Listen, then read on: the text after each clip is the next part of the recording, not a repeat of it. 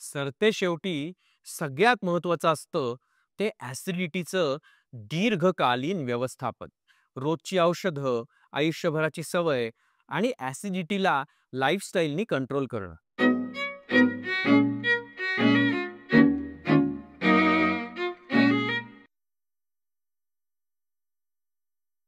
काय रे, अशी ॲसिडिटी संपते का कधी?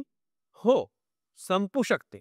जर आपण आपल्या ॲसिडिटीचं निदान योग्य केलं, तर ॲसिडिटीचं दीर्घकालीन मॅनेजमेंट शक्य आहे आणि मग आपण म्हणू शकतो, "लगे रहो ॲसिड भाई." म्हणजे मी आता रोज पॅन्टोप्राझोल खायचं का? हे काही बरोबर नाही यार. मान्य आहे, औषध हे ॲसिडिटीसाठी उत्तर नाही, तर सपोर्ट आहे. तुम्ही ॲसिडिटीला जिंकू शकता ते तुमच्या सवयींनी, तुमच्या जागरूकतेपणे. मग काय कराल? Lifestyle changes boss.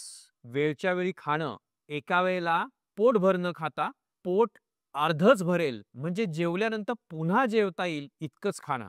जेवणं आणि झोपणं ह्याच्यामध्ये कमीत कमी 2 ते 3 तासाचं अंतर ठेवणं. तेलकट, तळलेलं, अतिशय स्पायसी हे पदार्थ टाळणं. शंकरपाळी चालतील रे, पण रोज पावभाजी नको. वजन वाढलं असेल तर वजन कमी करणं, कारण जितकं जास्त वजन तितकं जास्त रिफ्लक्स.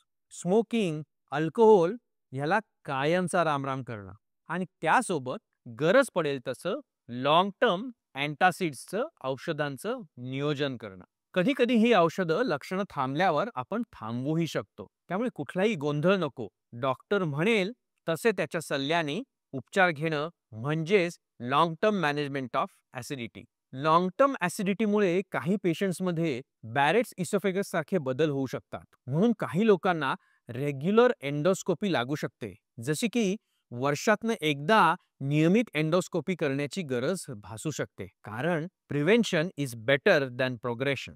मेंटल हेल्थ आणि स्ट्रेस आणि ॲसिडिटी हा खूपच अंडररेटेड विषय आहे. पण मंडळी, स्ट्रेस आणि ॲसिडिटी हे एकमेकाचे मित्र आहेत बरं का. त्यामुळे ॲसिडिटी आटोक्यात आणण्यासाठी स्ट्रेसलाही आटोक्यात ठेवणं तितकंच गरजेचं आहे. सो ॲसिडिटी ही लाईफलाँग शिक्षा नाहीये, तर तिला आपण लाईफटाईम फ्रेंडशिपमध्ये कसं बदलता येईल याचा आपण विचार करायला पाहिजे. शेवटी आपला डिसिप्लिन हाच ॲसिडिटी मॅनेज करण्याचा सोपा उपाय आहे, हो की नाही?